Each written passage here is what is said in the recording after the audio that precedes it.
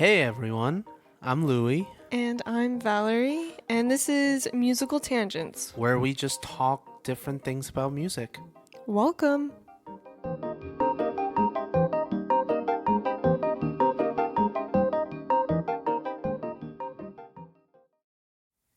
I could talk about my experience at punk shows recently. Let's start with that. Okay. So recently, let me preface. I'm a classically trained musician. I am in college as I'm studying piano, classical piano. But recently, I don't know how or why, but I've been invited into the punk scene of my community. And honestly, it's been great. They're really fun. And honestly, the nicest people that I've ever met. Unlike their music. Yeah, I mean, their music and some of the stuff they say, it's like rawr. But they're actually pretty cool. So last night, I've been to a few punk shows, but last night was the first time the way this one's set up, it's like kind of just like out on a street, and the show is like in this little garage. But I actually went into the garage this time because usually they're moshing in there. I'm not a mosher at all. I don't even know what that is. You don't know what moshing is? Okay, so it's like, you know what the pit is at a concert? I guess not. I don't know. Louis, what the heck? Okay, so it's basically like you're in this garage and they have their little stage area. Uh-huh. Moshing is basically everyone is jumping around and beating each other up. What? Have you never seen like punk in like a movie or anything? Or watched a punk No, documentary? I think I have. Or at least I thought I did, but maybe not. I guess not. So you go in and like when the music starts, they just start like jumping around and they're like hitting each other. Not in like a FCC way, but in like a wah way. Oh, okay. I wish this was filmed so you could see my Well, I mean, the arms. listeners might understand it better than I do, of course. Yeah, so. they'll understand my subliminal messages through the microphone. Okay, but that's what they're doing. And honestly, it's really fun. And I would do it again. And shout out Super Shotgun in Lexington. They're really cool. Are they local band? Yeah, they're a local band, and I'm friends with a few of the members. They're really cool. But yeah, honestly, going from like earlier that day, I gave like a presentation on Chopin and how his how political turmoil affected his compositions, and then like a few hours later, I was in a garage at a punk show. I was like, what is life? I mean, they might not be too far apart. Who knows? Maybe Chopin was considered a punk star in his time. Maybe Chopin was rocking out in the early 19th century. Hey, all I know is that some of his pieces don't sound like any of the Romantic composers' pieces, so that's all I know. That's true. But tell me a little more about like you mentioned to me this was off the record, but you told me that Lexington, Kentucky has a really big punk scene. Yeah, it's definitely growing. I mean, I just didn't know.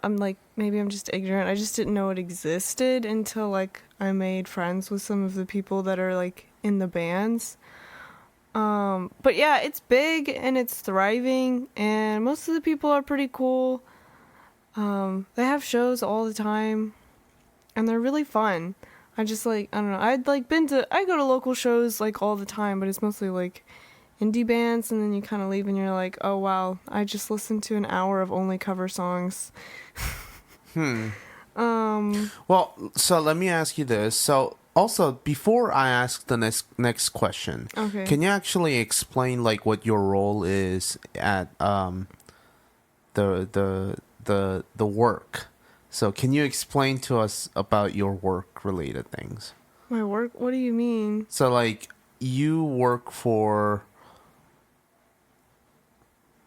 I don't know the radio station. The I work. Yeah, WRFL. yeah. I work at a radio station, and that's really cool because I get to network with like a few artists. I'm not like in one of the like positions where I'm like really talking to artists or like doing reviews or meeting local artists.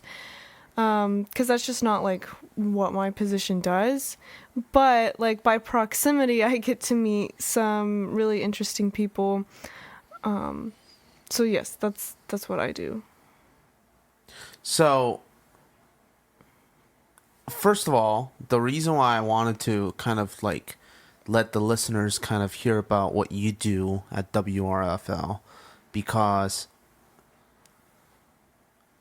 this is sort of what I've observed. I don't know if this is true or not. That's why I needed to give you a little more credibility. Okay. How many people in Lexington do you think actively listen to radio? Oh, that's a really good question. We have the statistics for it. Because we go through the airwaves like for radio, but we also stream it. And I'm not like 100% sure what our statistics are, but the last time I was told is that like at any given point we have about 3,000 listeners. Okay, so tuning that's in. that's not small. Yeah, no, between the radio waves and the streaming platform. And the streaming platform, people can listen from like anywhere in the world. You just have to have, internet access. Yeah. So the reason why I asked that is I feel like in the past, radio stations really played a vital role, and I mean they still do in promoting different artists' work. And this is just based on my memory now. So I do remember going to one of the radio stations in Louisville. So, and I went there as like a high school field trip. I think it was a class about American music history. So it was covering basically rock and roll, blues, and rhythm and blues, and how it evolved into the scene of musical genres that we have now in America specifically. So we went to see like a local band in Louisville called Silver Spoons. And I just remember that the radio stations, or at least to my knowledge, I didn't really think that the radio stations were relevant to people's lives anymore. But then again, when people are just in the car, I feel like they just listen to radios more than, maybe they stream. I don't know. I used to drive a car where I couldn't connect my phone to the Bluetooth or anything like that, so I would just hit play the radio. So I mean, I think it's a really interesting topic because like 100 years ago, or even just like 30 years ago, radio was like the main way for people to get their music out there, and it was the main way that like a lot of people got their first like encounter with music. So I think it's a really interesting thing, and like now we have platforms like Spotify, Apple Music, that have kind of taken over that. And I think there's good things with both of them. I mean, like with Spotify, I can listen to whatever music I want whenever I want to. But I think there's like a nostalgic character to radio in that like the DJ might not be playing something I would like ever listen to on my own, but it's exposing me to something new or something that I would have never found on my own. And I think there's value in that.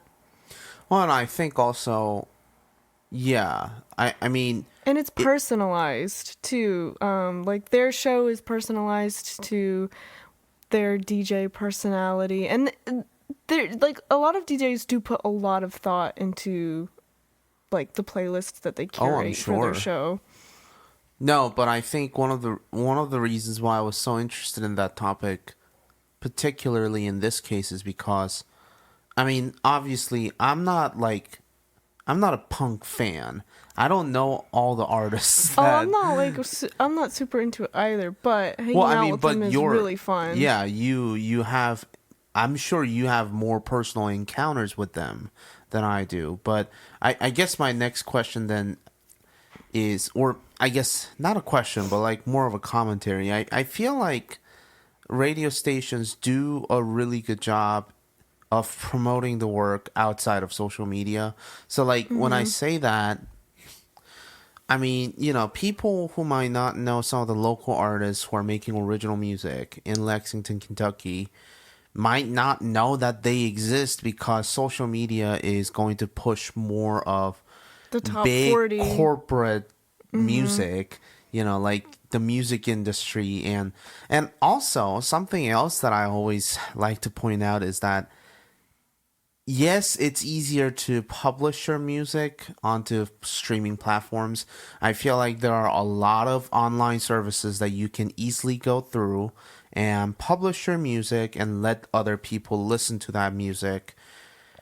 And that's easier, right? So like practically everyone, I'm not going to say everyone just yet because there are people who are much older than I guess us who might not have like accessibility streaming. issues. Yeah, but streaming platforms really don't make a lot of money, or they don't provide a lot of money to the artists. No, there was oh my god, who was it? There was a Spotify Wrapped like message. Did you get your Spotify Wrapped? Do you use Spotify? I do use Spotify, but I don't know if I got a message or not. There was a Spotify Wrapped, and oh my god, I saw this video recently. It was like a artist. It was an older artist. Oh my god, I wish I could remember who it was. But he was like, I got X amount of millions of streams this year, and I made like $100 or something crazy like that.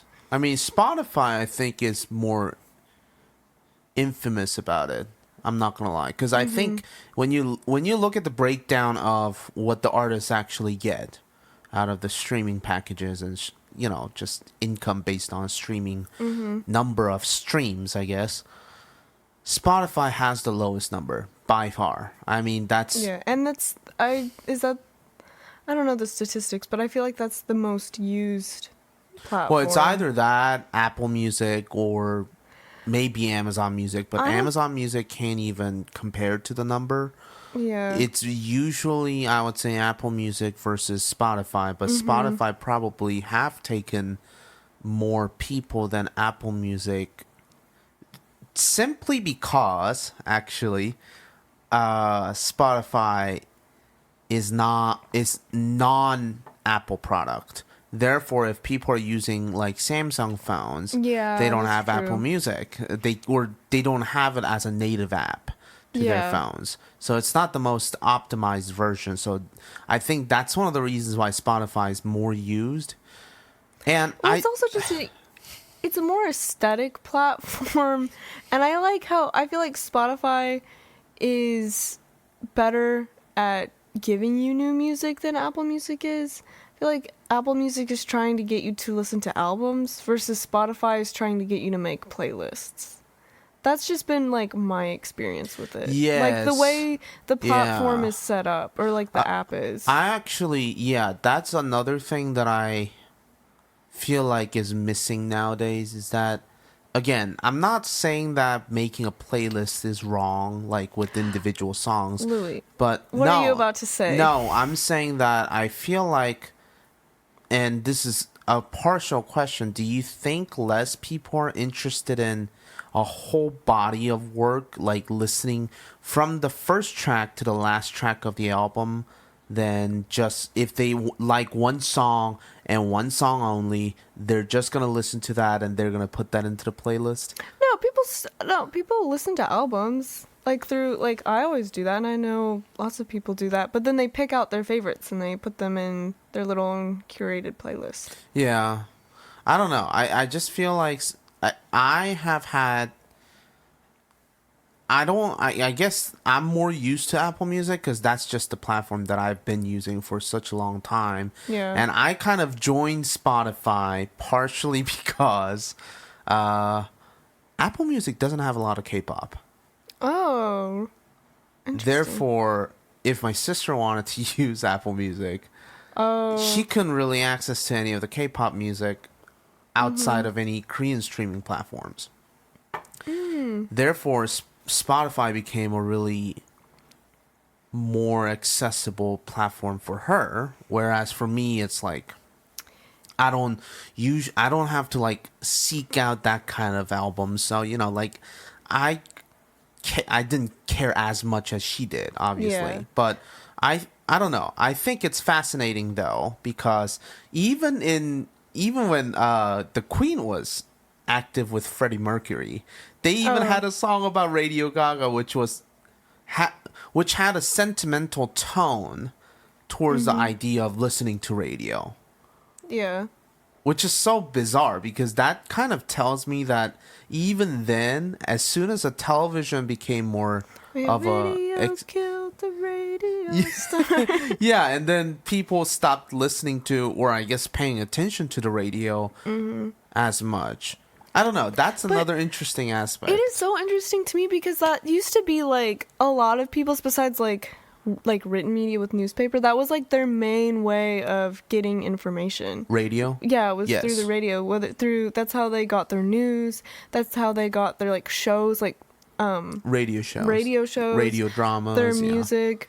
That was like, until television, that was like the main way. And like when television first came out, it was super expensive, so not everybody had one. So I just think it's really interesting how just technology progresses. And I mean, technically our little phones are like really high-tech radios. Yeah. Well, and also I think, and again, this is just based on my observation, I think people are more engaged when they listen without any visual cues.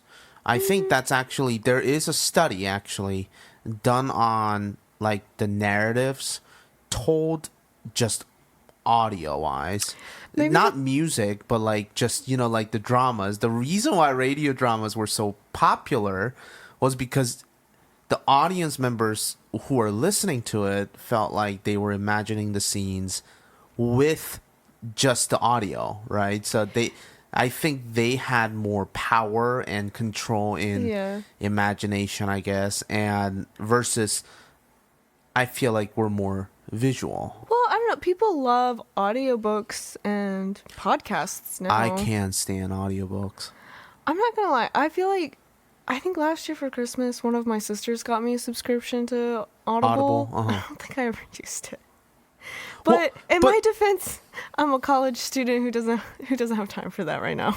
Well, I guess, but like some people, that's not true either, because some people, when they have to do long drives, you know what their favorite thing to do is? Some people love listening to audiobooks of their favorite novels, and I'm just like, I can see. I haven't actually put the time and effort into it, but like I like listening to have you ever listened to like murder mystery podcasts or like storytelling podcasts? If you're on a long drive and like sometimes just like whatever music I put on, I feel like it's like making me sleepy, even if it is like more energetic music. And so I'll put that on so I don't feel like so lonely in the car. So you just feel like you're listening to someone telling you the story personally. It feels like you're having a conversation with somebody in the car. Not in like a weird, creepy way, but like a... I didn't ask you if it was a creepy way, but now I got no, but like I think that's really interesting to me, is that everyone, that's another thing, is that if you go up to students, because since you're in college and I'm not, if you go up to college students and you ask them, do you think you're a visual learner or auditory learner, chances are I think most of the students will tell you that they're visual learners. Probably, maybe. I think they will. In reality, I don't think that's true. I think most of them, well, first of all, they use multiple senses to learn, right? So there's nobody who's going to be truly just visual learner versus auditory learners. But I do believe that more people will say that they're more inclined to use visual cues and visual memories and things like that.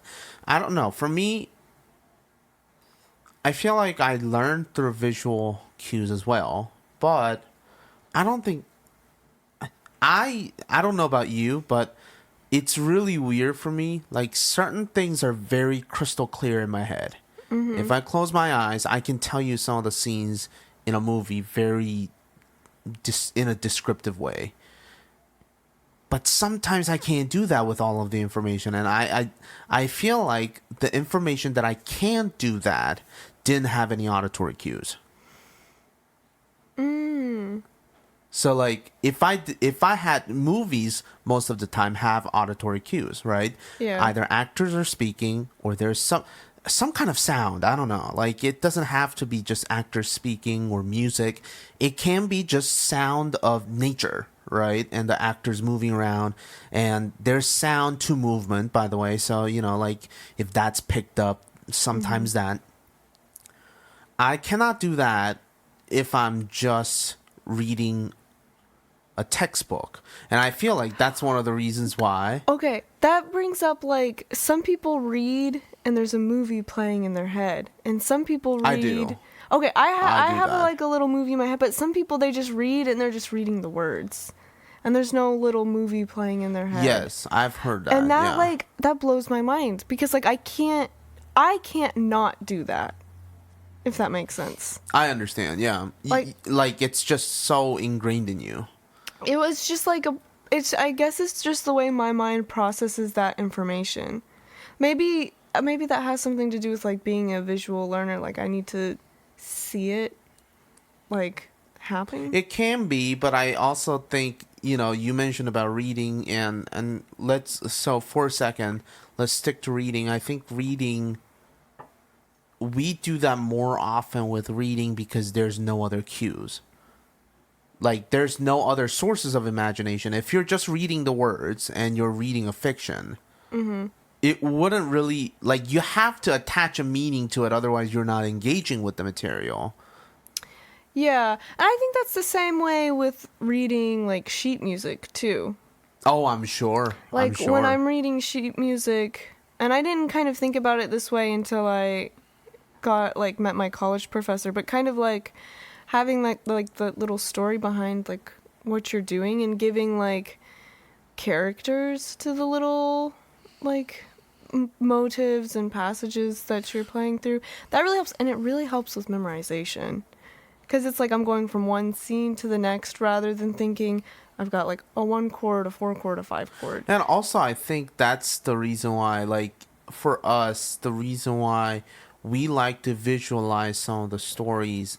And even when we're just reading plain text, the reason why we like to visualize things might be because, in a sense, we're giving it justification. So have you ever thought, like it's really, now we're getting a little more comfortable and getting a little more interesting because I'm geeking out. So like, for example, like I don't know, are you a fan of Tarantino films?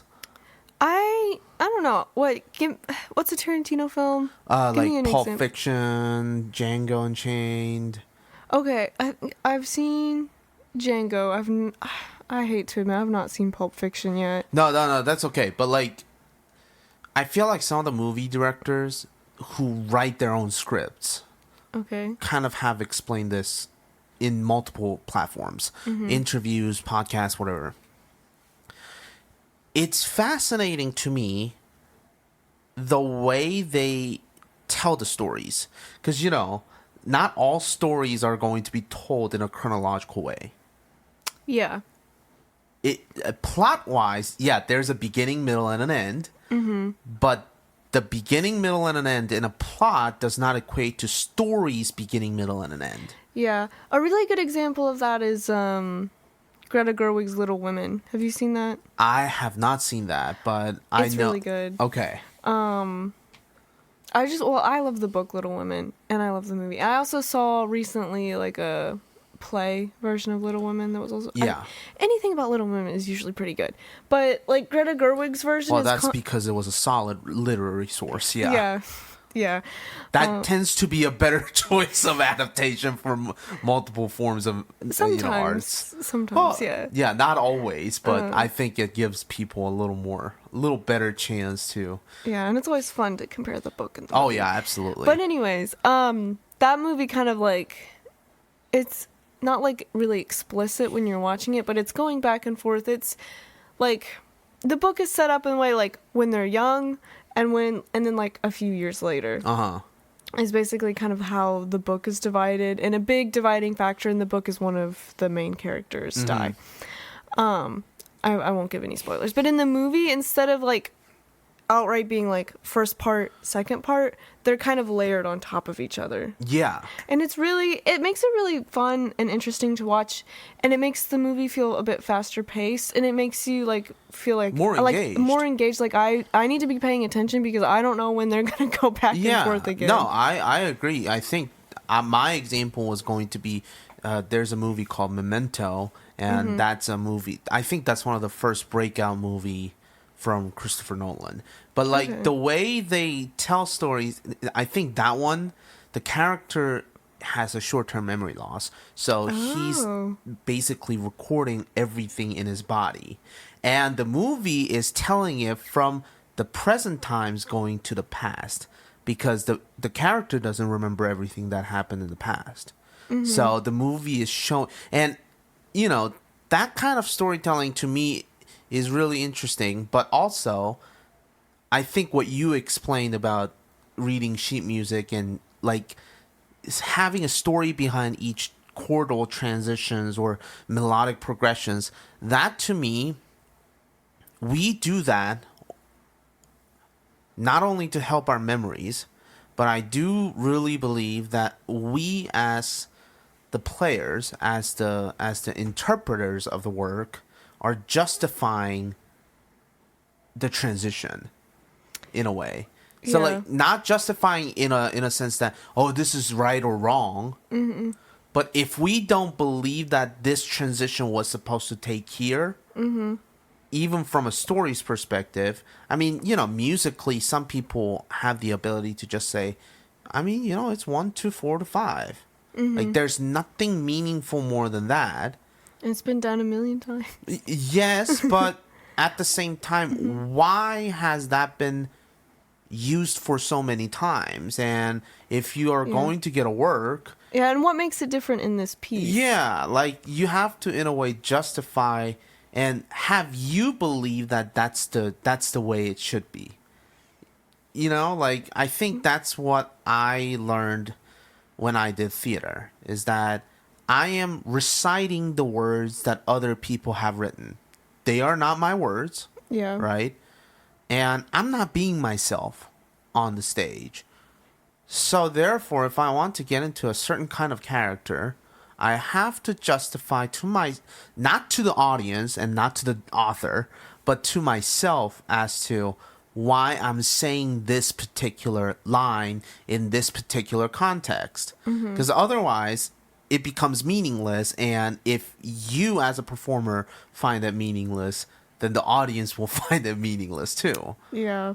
I really think that's one of the reasons why, like, when we read as an audience member just any fiction or novels, by visualizing it, we're kind of doing that. We're kind of justifying, oh yeah, obviously this is like, and I don't know if you had this experience. If I read some books that, you know, I'm just going to use fiction because it's so hard to visualize nonfiction, right? I mean, for me at least it is. So yeah, like, or like especially like a textbook that doesn't like...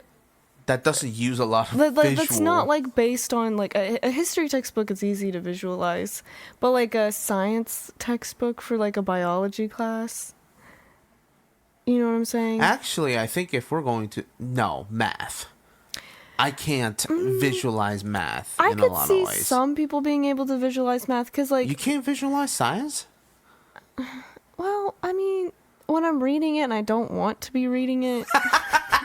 See, but that's the reason. That's the reason. If you really wanted to, I think science is easier to visualize than math. I think math could be, because like one thing like I wish that they would like teach with math is like this universal explanation of the universe. Like all of these equations are actually like explaining how and why some things exist and like how and why some things work. And, like, people don't appreciate that because they're just like, you need to do your times tables or whatever when you're a kid. But, like... Oh, I see. But, like, I think for someone like, I have friends who are like math minors and they really enjoy math. I think they could, like, if they were reading about it, they could visualize maybe, it. but my point is, like, I was just using that as an excuse to not go into nonfiction. But if I'm reading a really, because that's another thing, nonfiction books, textbooks have different criteria of being good or bad Yeah, for sure. than, like fiction. So, like, that's why I'm clarifying this. But if I'm reading a really, really bad book, badly written fiction, at first, I might start visualizing things. And then at a certain point, I can spot a mistake in a way, at least from my perspective of the author, if I stop visualizing, because it does not make sense. Well, So it's a bad book for me. well, what about right? like literature that might just be like difficult to read in a sense of like the language or like the style that they're writing in? No, some, I don't like, think it's that. Some, like, for me, No, I find it hard to visualize like Gothic literature. Do you know what I'm talking about? Just because of the style of the writing that it's in. Really? Yeah. So like Jekyll and Hyde? Oh, I haven't read that since I was a kid. That one, no. I enjoyed that one. But I read like The House of the Seven Gables in like middle school or something. And I was just like, I was just like, I don't like that was like a book for me that was hard to visualize. And No, I think but it was just like the style of the writing. But it's it's like a good book, No, story. I think it's a good story. But it's not a good book for you to like just imagine. Yeah. Like that's what I mean. Like I feel like that's being subjective, right? So like there are certain books I've tried okay, so like just to give you an example, for me that's Hemingway. Which is really interesting because I feel like Hemingway uses a lot of visual languages. But oh my god, I tried to read, what is that? The Old Man and the Sea. I haven't read that. I was like, I picked that up when I was in elementary school because I was like, oh, this is really short. Oh. Biggest and the worst mistake I've ever made of choosing a book. I have not found the book. And I tried it again in high school. Yeah. And you know what's bad? I could not get it through to my head even when I was in high school. So maybe I should try it now, but like, were you reading a translation of it? Or? No. By the time, well, I guess in elementary school, yeah. Okay. But by the time I got to high school, I was reading everything in English.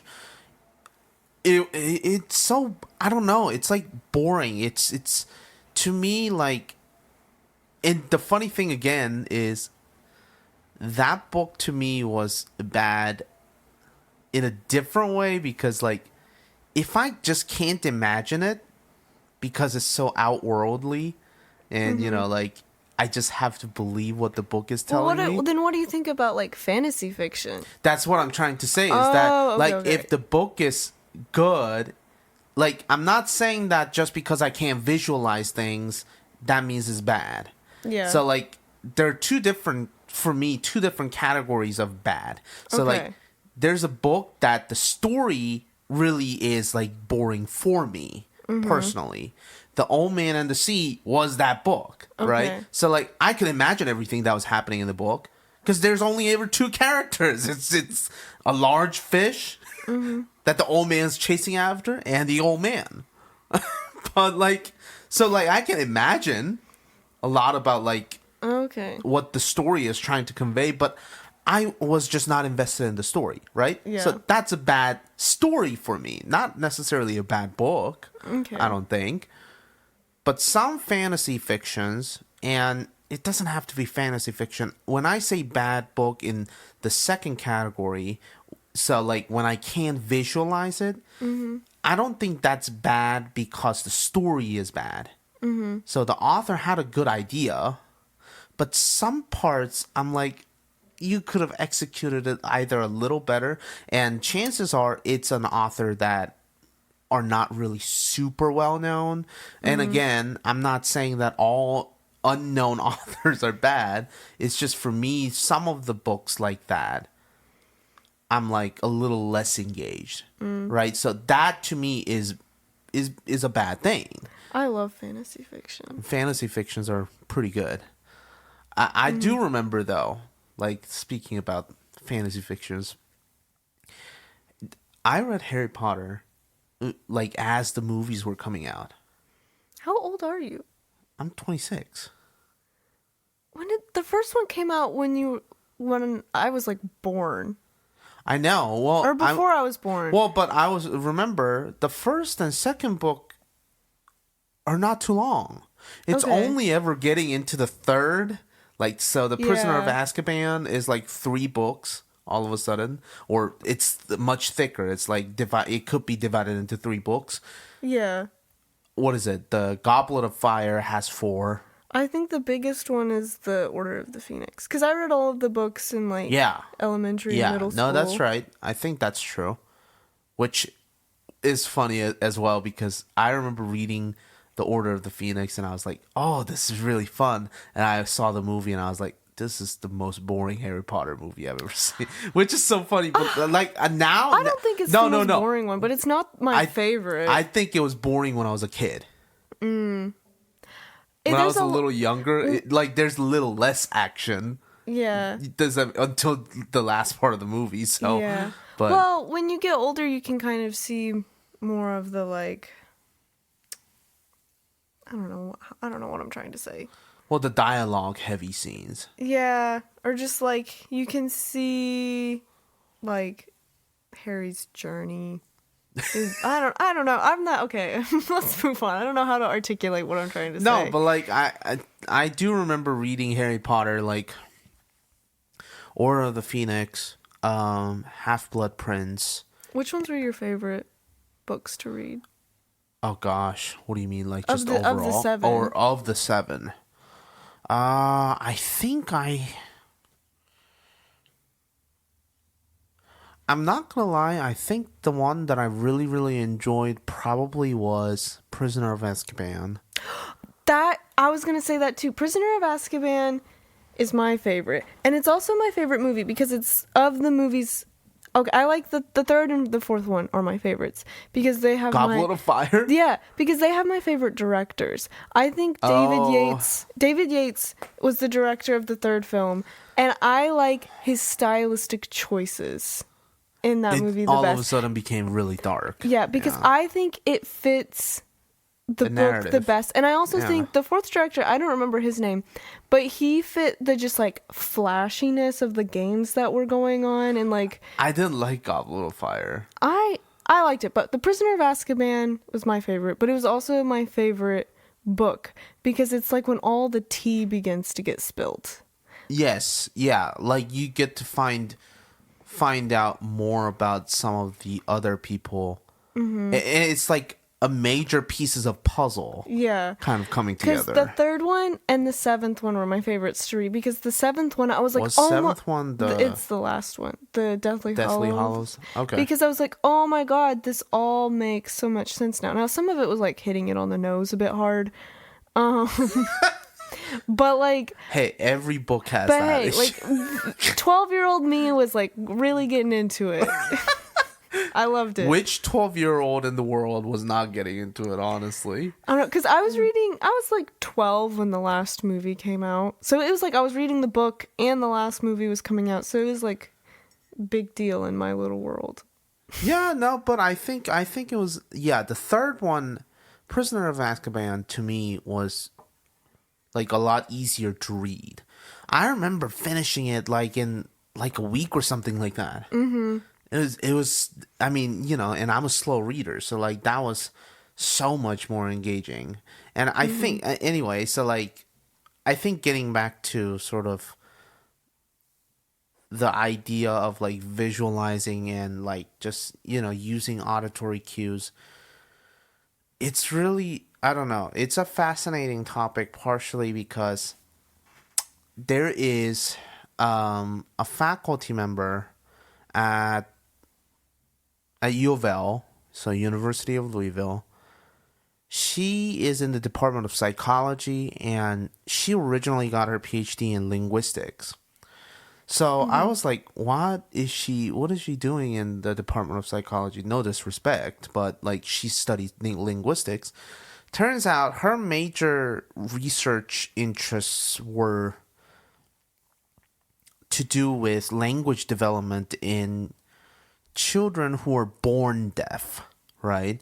So, like, how do they develop language if they can't hear from the moment that they're basically, they start to develop everything in mother's womb, and then they're born, but they're born deaf. Like completely deaf? Completely deaf.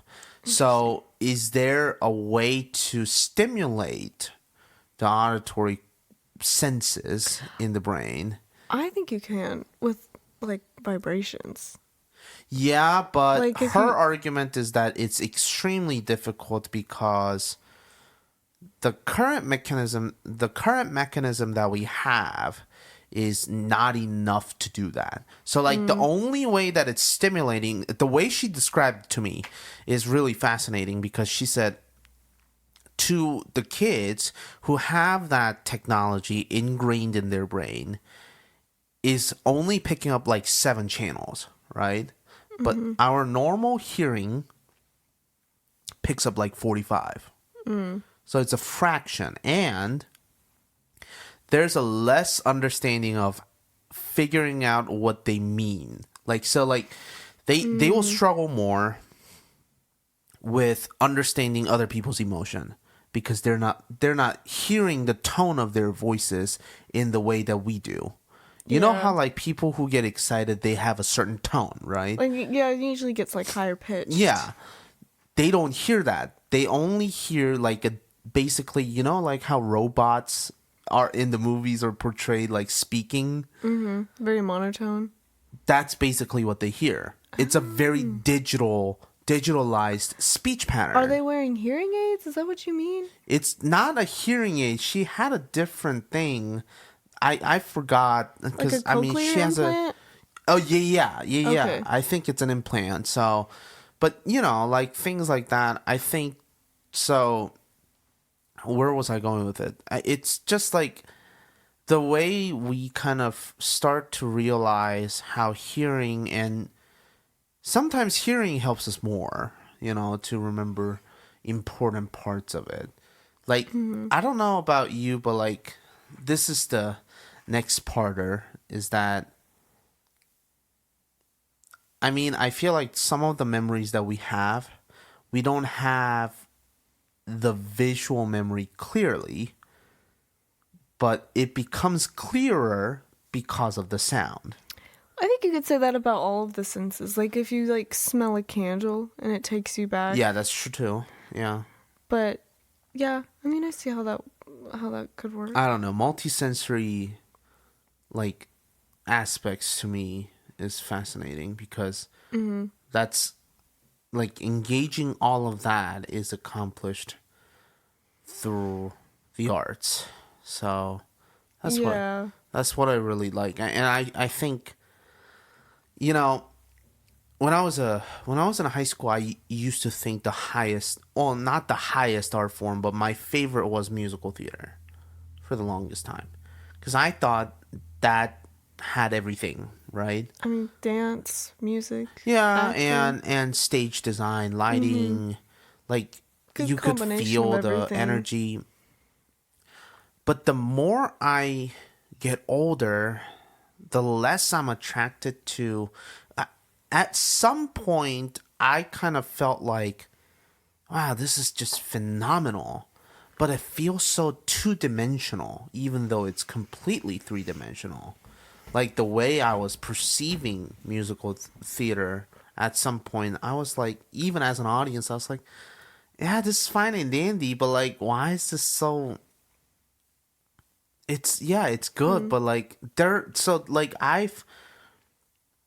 I became more cautious of liking musicals. There are only a handful of musicals that I like. I don't like any musicals. Well, I know you don't, I'm but not I'm a just fan of musicals, except for High School Musical.